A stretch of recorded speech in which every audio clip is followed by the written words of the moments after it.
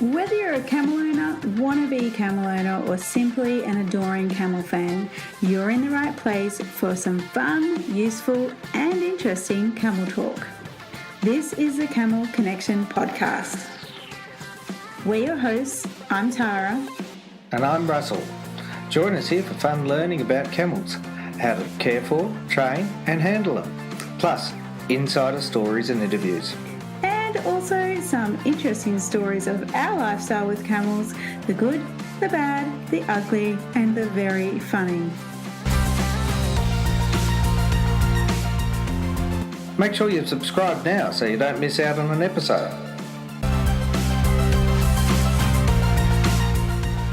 Now, some of these podcasts are an audio take of our video, so be sure to check those out on our blog for lots of how-to visuals and, of course, lots of camels. This is your one and only go-to podcast, all about camels.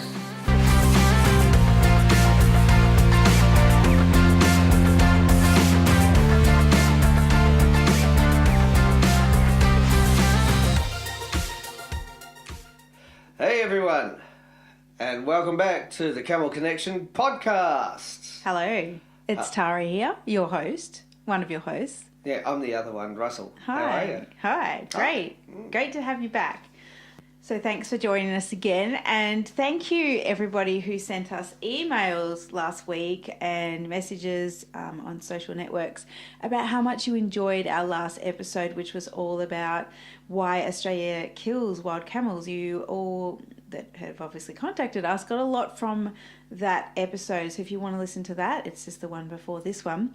It was really great to receive that feedback and that people care just as much as we do.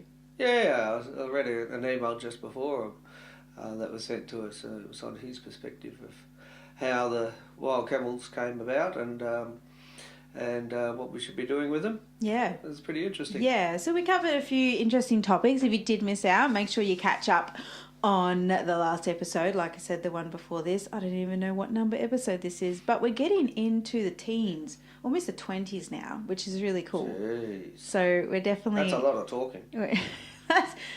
Minutes and minutes and minutes. And it's a lot of preparation too, because we come prepared and we want to give you guys as much value as we possibly can. Totally. So what's happening with us, Russell? Well, lots is happening. Of course, we're about to head over to America. We are. This is like 2 days before we head over, but by the time you listen to this, we'll actually be over there. Yeah, so we'll be doing a couple of training clinics over there. Yes. And some in-house training as well. Yes. But, of course, that's training the people.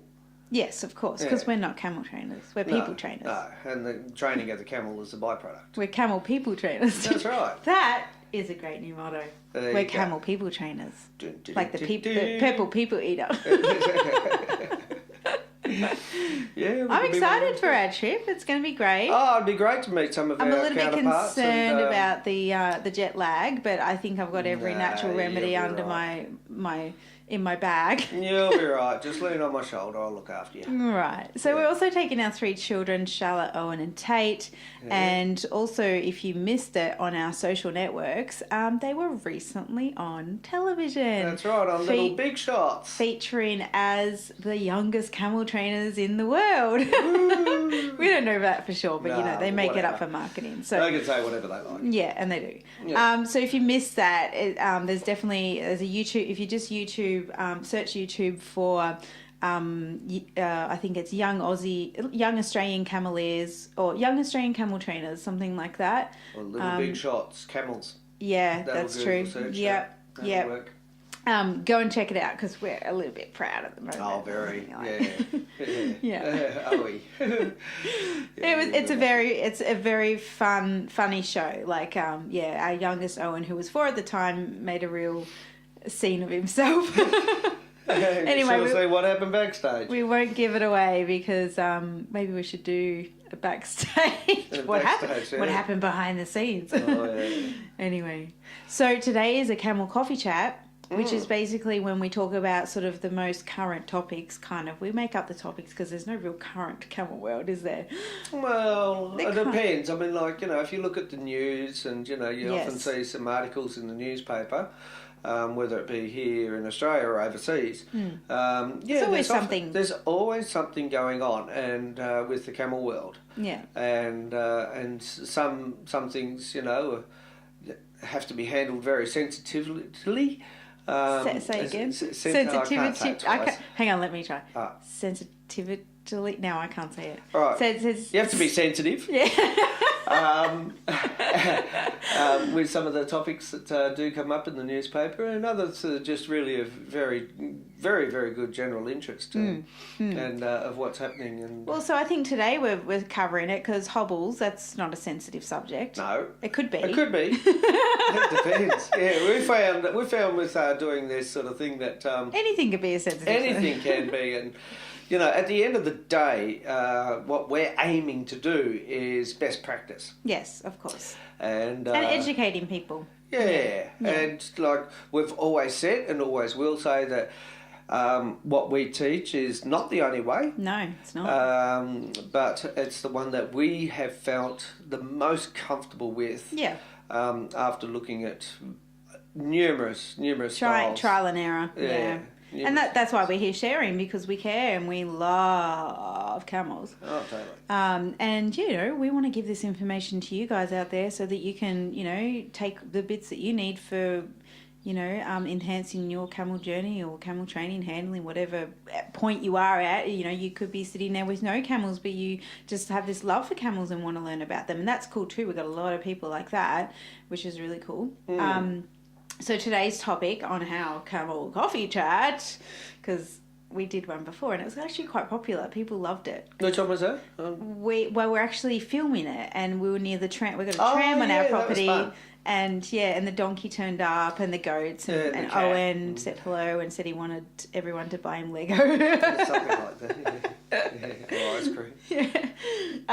Okay, so today's camel coffee chat is hobbles, halters, and haters. I wonder what that means. Yes, we'll get into that. That will be the last subject. Yeah. So tune in and stay tuned.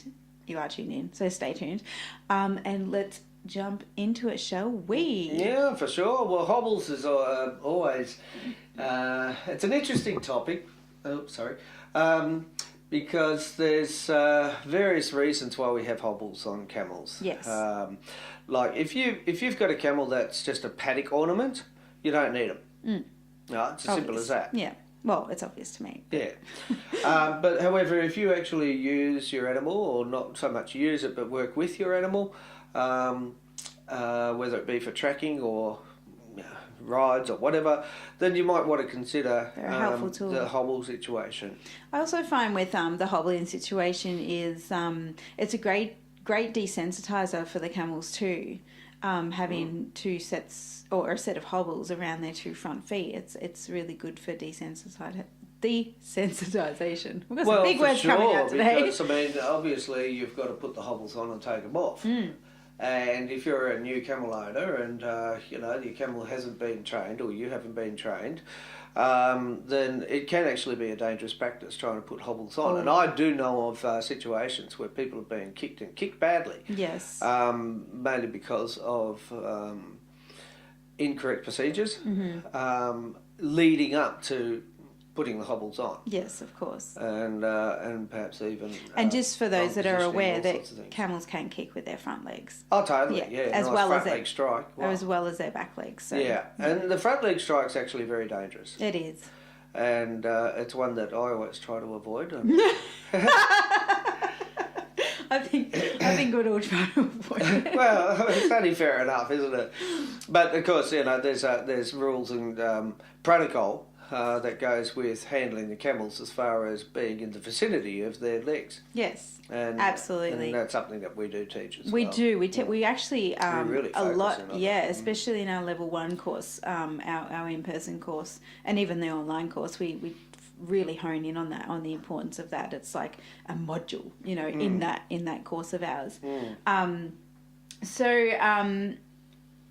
I was going to say something and then it went and then it's not going to come back. It might come back later. It'll come back. But, so, okay, what would be the reasons to hobble a camel? Let's throw some examples out there. Okay, well, let's talk about our operation, shall we? We can talk about ours. Yeah, okay. What we do. Okay, so in the tracking business, in the morning and the afternoon, we hobble the camels out so that they can feed. Yes. Now, we're out in the wilderness. We don't necessarily feel like they should be let go, just naked. Because they would go. They would go, yeah. Camels really, if they see a nice bush over the sand dune, then they'll go to it. If they smell something, they'll go to it. You know, if a bull camel comes over the sand dune, then they'll either be chased away or whatever, okay? And you don't want to have to walk for kilometres trying to find your camels back. No. Okay, so... But they still can go, like, what is that, 5 kilometres? 1 kilometre an hour. 1 kilometre an hour, yeah. So that's still quite, if you're having a cup of tea for an hour and then you're trying to get dinner ready, there goes a few hours. Because I remember we've walked a few kilometres. We've heard them because they wear bells. Our camels wear bells when they're out grazing. So we've heard them, but then when we've gone to get them, we've walked, 2 kilometres already. And we're like, okay, they went a fair way. Yeah, they don't answer to the walkie-talkie. They don't. No. Or whistling because they're just like, we're in heaven over here. here. We're eating. Yeah, so, we put the hobbles on so that they can have a feed. Yes. And sometimes, you need the hobbles in procedural work, like in the yards. Mm-hmm. But there's different types of hobbles, of course. Yes. That are used around the world. Yes. I know that in India, a simple rope, hobble is just simply a piece of rope that's tied around the leg. And camel can stand on 3 legs, but that's, hobbled. Yeah. Per se. I think that's not just India, I think it's quite global in many cultures. Yeah, and honestly, I would like to learn how to do the hobble tie because it's just a piece of rope. I mean, we've always got rope. So, that's quite an interesting thing. Yeah. In Mongolia, when we were there this time, well, not this time last year, but October last year, they made them out of leather, but they were all leather. There was no chain in between. No. So just a piece of wood. That's right, as the clip button, to hold it together. But the type that we use is PVC. It's the thickness of like seatbelt. It is. It's seatbelt webbing. Seatbelt webbing. Plastic coated. Yeah. So we use that because it's obviously weatherproof. Yeah. And we literally just buy the horse hobble chains from the horse store and we bang them up and make them and all that sort of stuff. Well, that's right. And look, if I can do a shout out to Doug Baum. Yep. Over there in the States, he has a video that he's put up of a rope halter. Hobble. Rope hobble. Yep. And shows the technique there. So shout out to you, Doug. Cool. And it's a good video. I think I've seen really that. Good. Yeah, and it looks quite simple. Sometimes you can come across them and you're like, Very okay, simple. I'm lost. But he was really great at teaching that. Yeah, no, it was a loop at the end of the rope, and then just twist it in between the legs. And it had a knobby end that he must have mounted at the other end of the rope and put that through the loop and that holds it together. That was really cool. Yeah. So if you don't know Doug Baum, then find him on Facebook because he's very open with all his camel information, which is great. So he's got a lot to offer. So we've been through a little bit of the types of hobbles. I mean, obviously, it's as limited as your imagination, but we've been using the style that we've been using because they last for a very long time. The chains even get to a point where they're worn thin. That gets over a period of time because when we trek, quite vigorously, I guess you could say, or expedition or whatever. The straps wear down too, like anything, it's all wear and tear. The buckles seem to stay pretty good. The buckles, so I can tell you now, I've had the same buckles for nearly 20 years. So they can bend, but they just seem to hold together quite nicely. Yeah. So quality in gear is always the way to go. No. Look, with any of the camel gear, I mean, if you can afford it, or if you just make up your mind that whatever gear you get, it's going to be the best. Yeah, and you can make your own too. I mean, we've got workshops on our camel shop, like online workshops where you can watch the videos, download the ebook, and make your own. I mean, that's what a lot of people are doing because I mean, you can't just go to a camel shop and get your gear, unfortunately. No. Not yet. Not yet. Here comes the mind ticking. So in what situation with training camels would we use hobbles? Okay, so with training the camels, I mean, a lot of that's desensitization to be able to, get down to the legs in the hoosh position. Yes. Or cush position. Can I just say also that we have a YouTube video of how to hobble a camel safely. So if you Google that, it'll come up our video on how to hobble a camel safely. We demonstrate how to do it sitting down while the camel's sitting down and standing up. Yeah, look, the standing up is it's something that requires trust on both sides, on both the camel and the operator. And of course, we're always thinking about the back leg kick and the front leg kick as well. And with standing up, I'll just let you in a little tip: never ever hobble the camels in front of the legs. All right? Always underneath the body of the camel. Yeah, so don't go in front of the front legs. No, definitely not. Because you're asking for trouble. Yeah, but at the same time, you've got to make sure that they're desensitised enough so that they don't give you a back leg kick. Yeah, I know. It's like... So there's a bit of work to be done before you can hobble. Yeah. And it revolves around trust. Yes. It revolves around respect. Yes. And it revolves around looking for the signs that the camel is...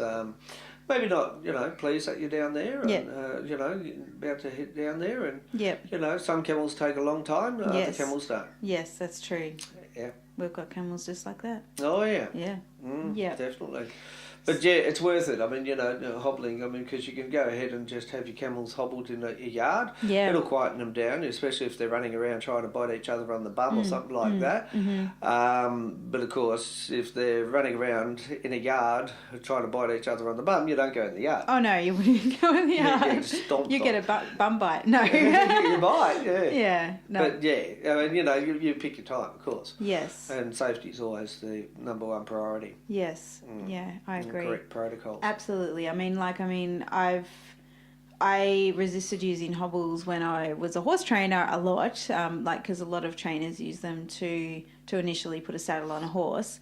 And we don't do that with camels. We don't hobble them to put a saddle on, although... No. Tie. Yeah, well, a hobble. Yeah, a hobble. So I guess there's a couple of types. I mean, you got the hobble with the actual two pieces, tying the two legs together where they can still work, and then we've got the hobbling in respect to the camel sitting down, and we tie up one leg or two legs while they're sitting. So yeah, there's like various types of hobbling. Tying them with both legs, and that's not a hobble. To be really technical. Oh, what is it then? Well, it's a tie down. Yeah, you tied them down. But then, like in places like India, where they're milking camels, they will have the camels standing with one leg tied. Exactly. So that would be classed as a hobble. Well, that also is the case in Africa and many other countries as well. It's very standard. Yeah, because you try if you're a three-legged animal, a four-legged animal, but you've only got three legs available to you. You feel a bit disabled. You've got no way of lashing out to give a boot. Yes. Yeah. To kick you. Yeah. So it does make sense, for people who are doing the hand milking thing. Yeah. To have one leg hobbled in such a fashion.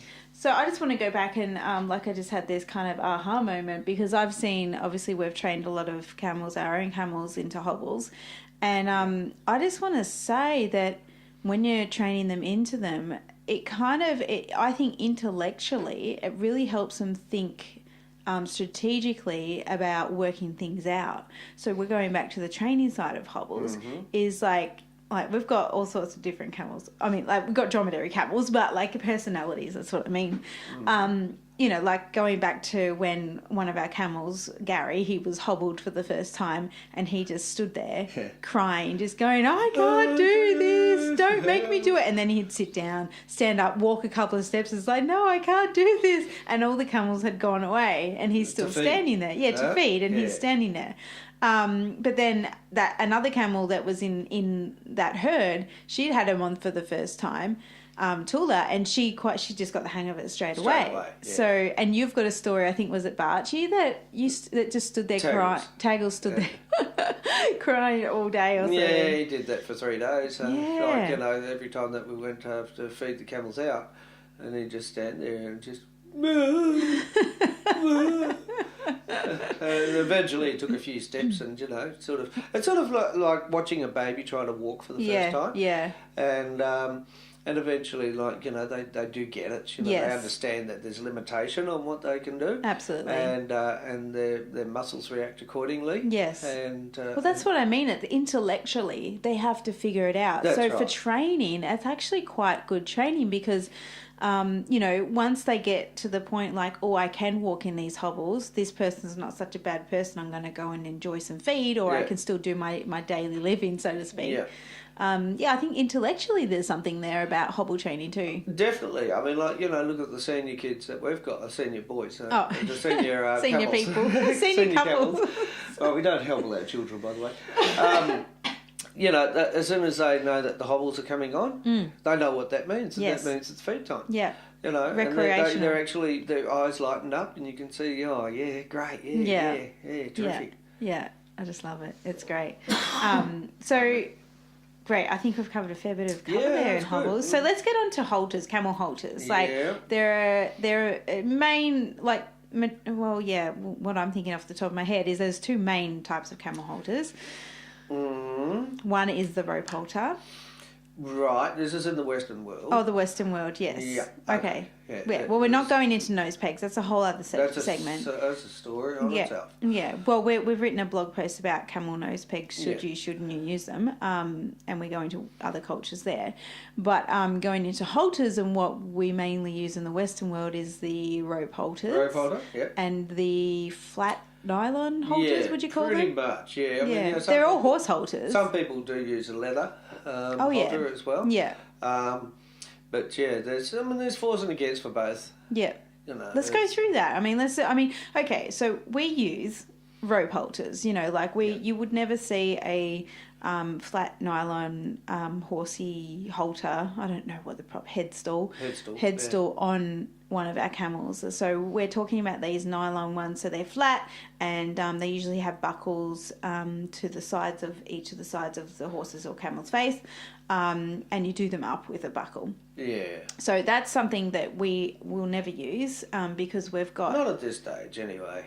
Yeah, well, unless something... We'd have to modify to satisfy our requirements. Yeah, well, you'd have to totally revamp it to be camel friendly. Yeah. So you can actually buy cow halters, which are better for fitting camels because you don't get those the metal bits close to the camel's eyes, and also the flatness of the nylon can often dig into the camel's nose as well. I mean, look, again, it depends on what your purpose is. If you're just putting it on the halter for a day or for a ride or doing something anyway, then there's not much of an issue with whether you use a rope or whether you use the nylon, the flat nylon, the headstool. All right, so there's not much of an issue there. But in our situation where we've got the headstool or the halter on for days, weeks, even months at a time, the nylon one will cut into the nose on the bridge, and you risk infection, and then you've got an issue. Yeah. And we've seen that. And same with the rope halter, and that's why we put a nose guard on. Yes. So when we say nose guard, it's basically a thick piece of leather, and we, Russell, I don't do it because I'm not crafty in that sense. No. Don't go there. No. We get. She learned how to fix a hole in the wall the other night. Oh. On television. Yes, I did. I had to ask you anyway. Well, not that we have a hole in the wall, but yeah. No. I just want to know. But now she knows. If you want to email, feel free. She does know how to do it now. Tara's handyman service. That's right. So the nose guard that we put on the bottom of our rope halters, which you could do on the nylon ones too, I have seen people do that, is a thick piece of leather, and then we glue and sew on sheepskin. Yes. With a wide band, so that it actually takes the pressure off just one point. Yes, exactly. And being sheepskin, that's a natural fibre, so that could still breathe. Yeah. Quite happily, and it doesn't allow for the cutting into the skin. Yeah, it just doesn't. It's fairly comfortable. Yeah. And, when we had them on our shop, a lot of people bought them. They thought they were a great idea. Yeah. But then we've stopped selling them now. But we're teaching other people. We got a workshop on how to make your own camel halter. Yeah, with the and nose look, guard. when you make your own gear, this is why I'm so happy that we've taken that decision. Not only does it free me up, I'm not spending my whole day inside a little garage, making up all this gear, which I don't mind particularly, but there's other things. It was taking up a lot of time. Taking up a lot of time. But to be able to teach someone, it's the old saying, to give a man a fish. You feed him for a day. Meal or whatever a day or whatever, but teach him to fish. You fish need for a lifetime. Yeah. And people can, you learn how to make your own gear. Yeah. And I think that's one thing that's, as the camel industry, per se, for want of a better word, it's not like the horse industry, especially here in Australia, and I should imagine elsewhere, in that there's so many horses around and so many people that that warrant some horse shops and all that sort of thing. Yeah. Plus the competitions that go on, yes. and naturally prize money and prestige and all those things. Mm-hmm. Whereas the camel world hasn't really gone down that road. Mm-hmm. It could. There's no reason why not. But it doesn't warrant shops, in every town, of Horseland or Horsewood or Horse, Haven or whatever. Yeah, exactly. Yeah. But we're putting our workshops online so that we can empower people to make their own stuff, or if they don't want to personally make it like me, let's pass it on to someone. Yeah, buy the workshop, give it to someone. Hey, Dad, or hey, Grandpa, or hey, Uncle Bob, can you make this? Or even the men's shed. So or hey, Auntie, something like that. Or Auntie Flo. Or, men's shed. Yeah, that's maybe. a good point. I don't know whether that's part of the anyone protocol, that's creative and a little bit handy, I'm sure they can do it. It's not a problem. Yeah, yeah. And I think too, making your own gear, you actually look after it better. Yes. At the end of the day. It's so true. Absolutely. I couldn't agree. Well, I've seen you make saddles, and I respect those saddles like they're my babies. Oh, well, they are. Yeah. Well, they're not my babies, but yeah. That's how you got to treat them. But yeah, so you got your rope holder, you got your nylon one, and there's various others. But also you can use just a piece of rope. Yes. It's tied around the neck, yes. In the usual neck rope fashion yeah. with a bowline, and just make a nose loop. And so long as you know how to use that nose loop, because it can be quite a pressure on that very sensitive part of the nose. Absolutely, yeah. You can also have choker holders where if you're getting back to the nose peak situation. If you don't want to use the nose peaks, then you can actually have a choker halter. We don't use them, but they are around. And I have seen some brilliantly designed choker halters from various camel people. I hate the name choker halter. I know, but look, it's not like we're squashing their face. It's more pressure release, It is for pressure release, that's right. Not choking them. No. Yeah. But so there's various ways of going about it. Yes. And of course, having a head stool. Head stole. Head stole. Oh, God. Oh, look, but that's definitely the way of maintaining levels of control of your camel. You want your camel's head to be very much, lead by the head, and the camel's body will follow. But going back to that, like in having control of the camel, obviously that's why I would put a head stole on them. But stole? It's head stool. Stall. Yeah, it's not head what stool. What did you just say? Style. Style. I said stool. You said style. Only to exaggerate that point. But so like we use the rope halters, and I know this coming from the horsey world that the rope halters also give you more contact with the animal that you've got the rope halter on. So that means that you've actually got more control in a sense, or the camel or the animal, we're talking about camels here, can feel more of what's going on, because with those flat nylon ones, you seem to have to use a lot more pressure in order to get that result. That makes sense. It does. So that's why you're saying, well, like before that, I was saying, you'd never find us using that. Well, maybe we would use that on our senior camels who are already used to that pressure release. But for any of the young camels, just having that rope halter is you've got more pressure release points. The camel can feel everything that's going on compared to a flat nylon halter. But going back to also to more control is that rope halter is there, but that can also easily slip off, even the nylon ones as well, because it's just not the shape. Like, it's just the camel's head, like we've seen them slip off before. But what saved the day is having that, the rope that basically is our lead rope as well. So we've got this big, long, 2 meter lead rope, and then that's tied onto the loop at the bottom of the halter, and then that rope goes around the camel's neck underneath the halter. So it's holding the halter in place, and there's a bowline knot underneath the bottom of the chin, or the chin. Well, so underneath the neck. Yeah.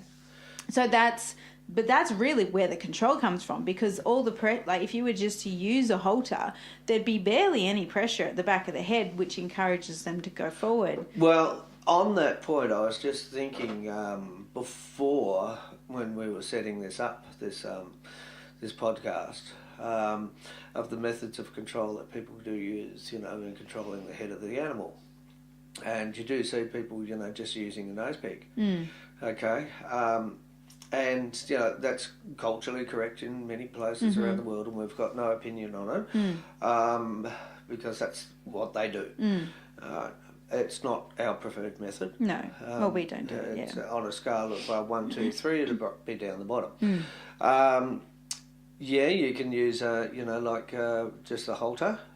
However, if the halter does slip off, what have you got? Nothing. So that's why we attach a lead rope to the halter and wrap it around the neck. But if you want more control, then that lead rope can also make a nose loop. Yes. So you've sort of got as well as having the halter type halter situation. Yeah. Attached to the halter. But then if you're in a position where you got the camels commercially, and you want to make sure that you've got as much possible control over that animal as you can, then you'd have a nose loop, possibly even a nose line. Yes. Attached to a nose peg. Yeah. So it depends on your purpose. Yeah, absolutely. Oops, I just bumped the microphone. I'm sure everyone heard that. Yeah. But we wrote a blog post about that a couple of months ago, and we go into detail on why nose pegs are used, how they're used in different circumstances, how we use that. Definitely check that out on our over at our blog, because a lot of people found that very helpful and quite an eye opener, because obviously in the Western world we can be opinionated about how people think people do it in the third world countries, but we don't really understand the situation. So we go in and talk about that situation and how it's so different to our privilege living here in the Western countries, because we are privileged. We're extremely privileged, and that's something that the resources that are available to us. We're privileged. We are privileged. I mean, but that's a whole other topic. That's another topic. About being privileged. I mean, some people go, we're not privileged, I'm poor, but there's whatever. It's that sort of stuff. But that kind of is a bit of a segue into the next topic. Well, kind of. But about haters. Oh, now this, when you said, we'll talk about hobbles.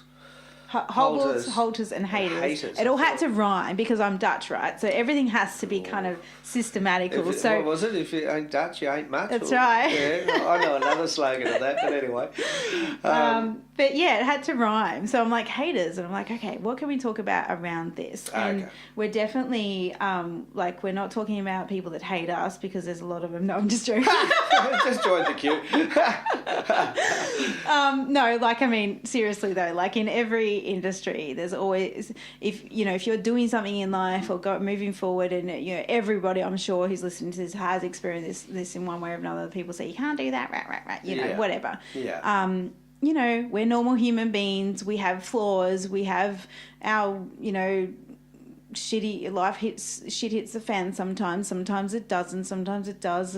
It's just, we're human just like anybody else. But and so you listening to this, and what we want to talk about haters, which is a strong word, I know, but really what we're talking about is you striving for your dream and your camel dream that you have, whether you have camels now or you don't. You just have this underlying feeling that camels are just part of your life and you've always wanted to get to know them better, or whether you've got camels and you don't know what you want to do with them in the future, or whether you got camels and you do know what you want to do, but there's all these kind of roadblocks coming in the way, or, you're just feeling like there's not enough good information out there, or whatever it is, we're here to encourage you and, in short, you're bound to get haters. Look, for sure. I mean, you get an idea that's a little bit different, a bit, on the left, and it involves camels. Well, you know what? I always say congratulations. That's a great decision. Absolutely. And now the work comes. Yes. All right. So the decision's been made, and sometimes that's all it takes. Well, I think there's three parts to that. So you have the idea to do something. Let's just say someone wants to walk across Australia or across the United States or Germany or wherever with camels, and they want to go do that. Okay. So there's the idea. Yeah. And then you've got the decision, and this is what you write about in your book. There's a difference between idea and decision and commitment. So anyone can have an idea. A lot of people do have ideas. Oh yeah. And we've even. I'm sure everyone said, "Gee, I'd like to do that someday." Yeah, exactly. Or I had that thought just that not long ago, and we all have the thought, but the difference between those two is the commitment and making that decision. You know what? I am going to do this. That's right. And I'm going to do whatever it takes to get it done because this is what I need, wants. I feel like when you want something, part of your blueprint. Yeah, I feel like it's when you want something big like this to do something exponential or extraordinary with camels. It's more not a want, it's that need. Like you just feel like a part of you is just calling you into this idea, and you just want to put everything into it. You know that from managing your lots of things, but mainly your big expedition through Australia. 6,500 kilometres and the many more we've done. I mean, a lot of our business ideas start with an idea. Okay, it's an idea. Do we have the resources, time, and whatever to commit to it? Resources irrelevant. You can find that shit anywhere. Yeah. You can build yourself up to get to that point. And I take this from Richard Branson, who I'm sure is not listening to this podcast, but never know. He might decide. He might have camels on Necker Island. In his sights. But, I took that leaf out of his book, Becoming a Virgin or something like that, which is all about his virgin company. And he was like, just have the idea and commit to it. And he says the things in between, the resources, the things you have to do, the time, the money, whatever, they will show up. They will show up. You've just got to do those. You've got to have the idea and commit. You've got to be in inertia, I think it is, rather than inactive anyway. Yeah, absolutely. And it's about believing it before you see it too. You've committed to it, and now you got to believe that it's possible for you, or that and yes, things will change along the way, especially when it comes to camels, because like a lot of stuff can happen in between all that stuff, but at the end of the day you still got that goal and that dream in mind and the commitment, more importantly. Well, that's right. So look, if you do have that idea and you've decided to make that commitment, you've made that decision, congratulations. Yes. And now it's just simply one step at a time. Absolutely. To getting your dream. And look, it's like anything that's worthwhile.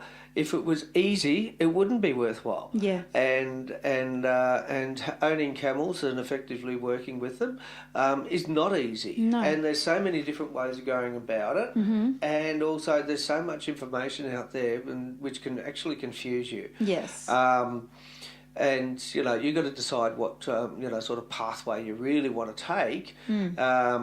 And find somebody you can resonate with. That's right. And then exactly. just hone in on them. That's like right. And it's got to sit comfortably with you. Yeah. And it's got to be also and this is few and far between in the camel world in particular, but just say you've got this incredible business idea, and you want you've got to find a mentor that has camels, has the business idea, has made it happen, if you can. If you can't, you just find, you can do it differently. Find the person with camels. Don't listen to them about business advice, but go to somebody who does have business. Well, that could be the case too. I mean, that's what I've done. Right. That's what we've done, haven't we? Yeah. I mean, I've listened to people who have, have been great at business and are somewhat in the realm of where we're heading. Yeah. But then obviously I've had you as a great camel mentor.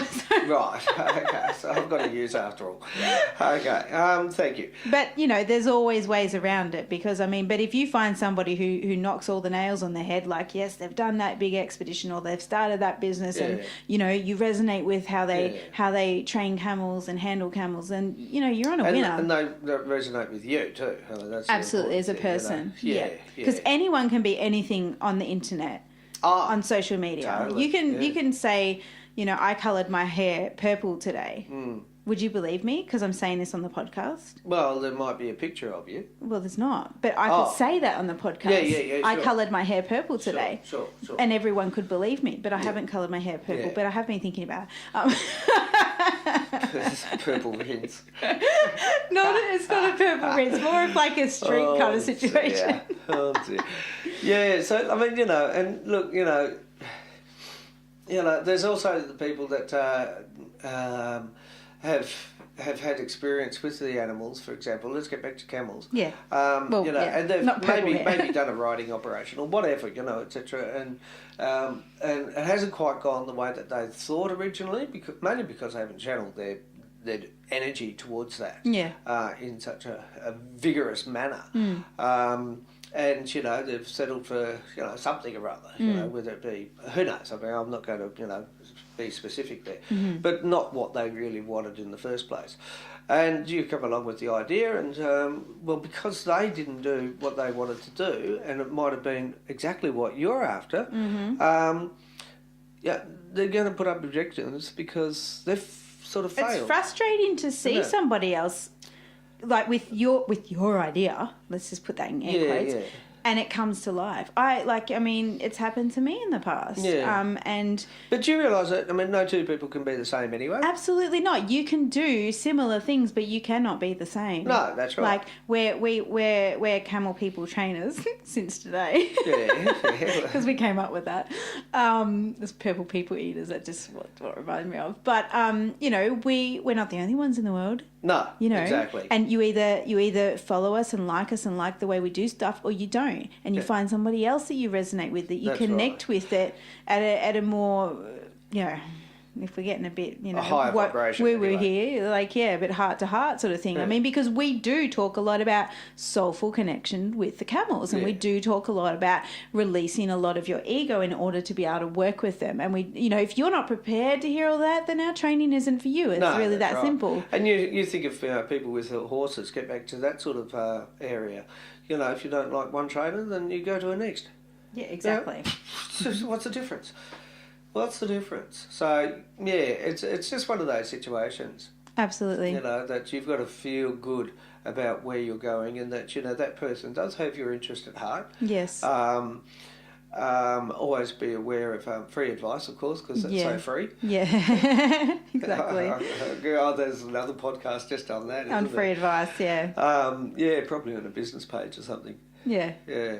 On a business page. Like Maria Folio. Marie Folio? Yeah. What do you mean? Oh, she could talk about that. Oh, well, we could talk about it too. Yeah, but let's focus about camels. That's what this is about.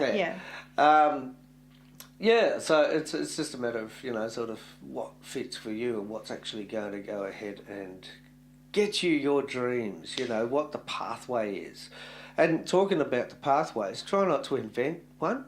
Yeah, if you don't have to. Basically, everything's been done and you're just tweaking what's been done. Tweaking it towards camels or tweaking it towards... if you want to start up a business, a camel riding business, right? There are people that have done camel riding, and we've done it too, and what are the pitfalls, what are the requirements, what do you need, what to avoid. Yes. What sort of training is involved, Insurances and all the stuff that you, like when you've got an idea, you don't see all the stuff, first aid and... well, you don't see that, so you got the idea and the commitment, you don't see all that stuff in between, but that's okay, because you will see that stuff, and if you have the guts and determination to stick at it, and you've got that stickability, and that's the word, and you feel like stickability, if you feel like this is your path, and you just, everything inside of you is just screaming like, yes, you Yeah. got to do this, Yeah. then stick at it, because That's it's it. not for everybody. No, It of course really not. isn't. So, No, of course and not. you know, whether that be you're walking across a country with camels, or whether that be that you're starting a business venture, or Yeah. whether that be that, you know, you're starting a non-for-profit and doing this big charity Or run, you just simply want to be better at handling the camels that you've got, because Yes. they're your beautiful pets and you want to really understand them. yeah.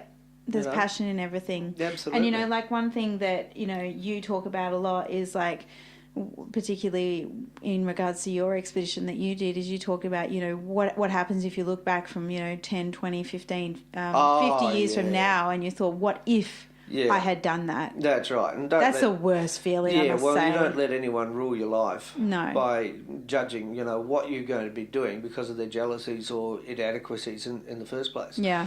It's your life. And you know, and those people who are actually, I think, you know, what's the word? It's not decent, but those people that have your best interest at heart as a person, Yes. would love to see you achieve as a person. Yes. Even if it's, you know, supposedly, and I put in inverted commas here, in competition. But those people that, you know, actually have that heart and would love to see, you know, other people achieve, you know, whatever it is, whether they like you or not, will actually say, good on you, mate, go for it. Yeah, absolutely. Simple. Yeah. You know, but a lot of the feedback you can get sometimes from, or negative feedback, is those that just are like marinated in their head. Oh my God, I wanted to do that. What if I did that? I can't do that because I've got all this other stuff to do. Like, it's usually coming from their place of unfulfillment, not yours, which is a really good reminder to remind yourself. It's not that people, you know, and are being negative towards you because they don't think your idea is going to work. Sometimes it's mostly because somehow down the line or within them, they're thinking, I really wish I had done that, or I really wish I'm doing that, or X, Y, Z. Or they wish that they were the only ones doing that. Yeah, well, that's because impossible. That's going to also be competition as well. So, yeah, look, I mean, you know, basically, you know, look, if you've got that idea and you know it's good and, you know, it's beneficial to yourself, your family, your well-being, and for society on a whole in many ways. And for the camel. Yeah, for the camel as well, then just simply go for it. Absolutely. You know, I mean, you'll come across amazing hurdles, and that's awesome. It's about the journey. Yeah, it is. Look forward to those hurdles, because those hurdles are, you know, the building blocks of you know, something that, you know, sets you apart. Yes. You're living your dream. And at the end of the day, and personally, you can actually lie back on your deathbed and say, geez, I'm glad I did that. Yeah. You know, I could think of nothing worse than lying on my deathbed and saying, I wonder what that would have been like if only I had have pursued it further. Absolutely. That would be the worst thing. Yes, I agree. So to finish this up and wrap this up for today, I found a quote that I'm pretty sure I know it off the top of my head, but I wanted to make sure I got it right, so I Googled it. So we're going to end on this note. So don't ask yourself what the world needs. Ask yourself what makes you come alive, and go and do that, because what the world needs is people who have come alive. Hey, I like that. Who wrote that? Howard Thurman. Right. Yes. Don't know him personally. He's a Thurman. Right. Okay, so again, I'll say it again, and then we'll leave you on that note. Right. Don't ask yourself what the world needs. Ask yourself what makes you come alive, and go and do that, because what the world needs is people who have come alive. I love it. We'll catch you on the next episode. Okay, catch you later. If you liked this information we've just shared with you, you'll be sure to love the free Camel ebooks and training videos that we're giving away. We're giving away 2 Camel ebooks, Introduction to Camels and Introduction to Camel Training. Plus, in our bonus camel training videos, we take you through training and handling camels built on connection and trust. And we also share how to understand a camel's way of thinking. This is gold information that you don't want to miss, so be sure to sign up now to get your free ebooks and training videos over at camelconnection.com.